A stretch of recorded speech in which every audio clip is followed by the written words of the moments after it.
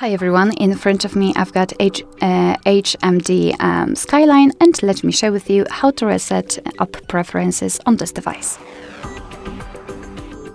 So let's start with opening the settings, and here in this general list we have to scroll in order to find the apps. They are on the third position.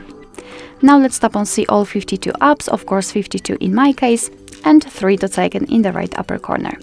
Now let's tap on reset up preferences. And here we've got the information what your device will actually reset. So among others, disabled app notifications, background data restrictions for apps, and battery usage settings.